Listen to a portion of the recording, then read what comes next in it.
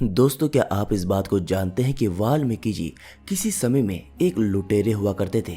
लेकिन सोचने वाली बात यह है कि वो एक डाकू से प्रसिद्ध रामायण रचयिता कैसे बन गए। तो चलिए जानते हैं वाल्मीकि जी के बारे में। ऐसा कहा जाता है कि कभी कभी जीवन में घटी एक घटना पूरे जीवन को बदल सकती है।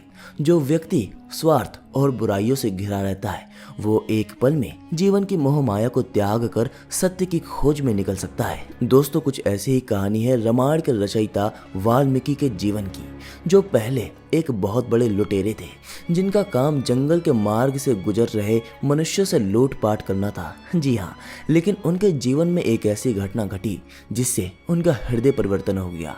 आपने बिल्कुल सही सुना। पौराणिक कथा के अनुसार एक बार उन्होंने वन से गुजर रहे साधुओं को लूटने और मारने का प्रयास किया।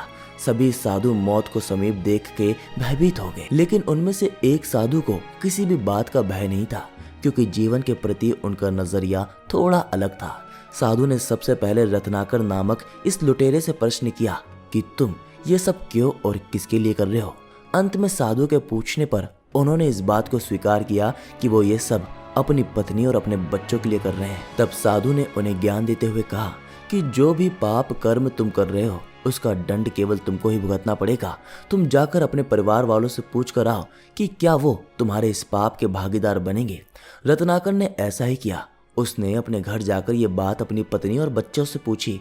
इस बात पर उसकी पत्नी और बच्चों ने अपनी असहमति प्रदान की और कहा कि हम आपके इस पाप कर्म में भागीदार नहीं बनेंगे। दोस्तों, तब वाल्मीकि को अपने द्वारा किए गए पाप कर्म पर बहुत पछतावा हुआ और उन्होंने साधु मंडली को मुक्त कर दिया। साधु मंडली से क्षमा मांग कर जब वाल्मीकि लौटने लगे, तब साधु ने उन्हें तमसा नदी के तट पर राम राम नाम जप करने के लिए कहा और अपने पाप कर्म से मुक्ति का मार्ग बताया। वो सालों तक बिना अन्य जल ग्रहण किए तपस्या में लीन रहे और इसी वजह से उनके चारों ओर चींटियों ने एक पहाड़ बना लिया और इसी तपस्या के फलस्वरूप ही वो वाल्मीकि के नाम से प्रसिद्ध हुए, क्योंकि संस्कृत में वाल्मीकि का अर्थ होता है चींटियों की पहाड़ी। उन्होंने ज्ञान प्राप्ति के बाद रामायण की महान रचना की। उन्हें आदि कवि के नाम से पुकारा गया और यही नाम आगे चलकर वाल्मीकि रामायण के नाम से अमर हो गया। दोस्तों, अगर आपको ये जानकारी पसंद आई तो इस वीडियो को लाइक कीजिए, शेयर कीजिए और हमारे चैनल को सब्सक्राइब करना मत भूलिएगा।